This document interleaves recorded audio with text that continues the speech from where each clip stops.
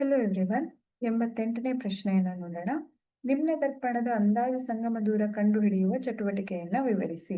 ನಿಮ್ನ ದರ್ಪಣದ ಅಂದಾಜು ಸಂಗಮ ದೂರವನ್ನ ಕಂಡುಹಿಡಿಯೋದಕ್ಕೆ ನಿಮ್ನ ದರ್ಪಣವನ್ನ ಕೈಯಲ್ಲಿ ಹಿಡಿದು ಅದರ ಪ್ರತಿಫಲಿಸುವಂತಹ ಮೇಲ್ಮೈಯನ್ನ ಸೂರ್ಯನ ಕಡೆಗೆ ತೋರಿಸಬೇಕು.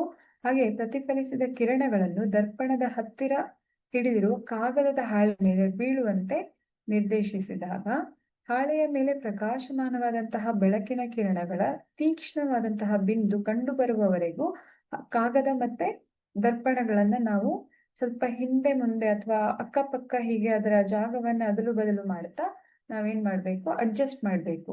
ಹಾಗೆ ಒಂದು ಸ್ಥಾನದಲ್ಲಿ ದರ್ಪಣ ಮತ್ತು ಕಾಗದದ ಹಾಳೆಗಳನ್ನ ಕೆಲವು ನಿಮಿಷಗಳಲ್ಲಿ ಹಿಡಿದುಕೊಂಡ ನಂತರ ಕಾಗದವು ಏನಾಗತ್ತೆ, ಸೂರ್ಯನ ಬೆಳಕಿನ ಕಿರಣಗಳಿಂದಾಗಿ ಹೊತ್ತಿ ಉರಿಯೋದಿಕ್ಕೆ ಪ್ರಾರಂಭ ಆಗತ್ತೆ. ಸೊ ದರ್ಪಣವು ಸೌರ ಬೆಳಕನ್ನ ಕೇಂದ್ರೀಕರಿಸಿದಾಗ ಯಾವ ಬಿಂದುವಿನಲ್ಲಿ ದರ್ಪಣ ಬೆಳಕಿನ ಕಿರಣಗಳನ್ನ ಕೇಂದ್ರೀಕರಿಸುತ್ತೋ ಆಗ ಕಾಗದ ಹೊತ್ತಿ ಉರಿಯೋದಿಕ್ಕೆ ಪ್ರಾರಂಭ ಆಗತ್ತೆ. ಸೊ ಆ ಸಂದರ್ಭದಲ್ಲಿ ದರ್ಪಣ ಮತ್ತು ಕಾಗದದ ನಡುವಿನ ಆ ದೂರವನ್ನ ದರ್ಪಣದ ಅಂದಾಜು ಸಂಗಮ ದೂರ ಅಂತ ನಾವು ಗಣನೆಗೆ ತಗೊಳ್ಬಹುದು.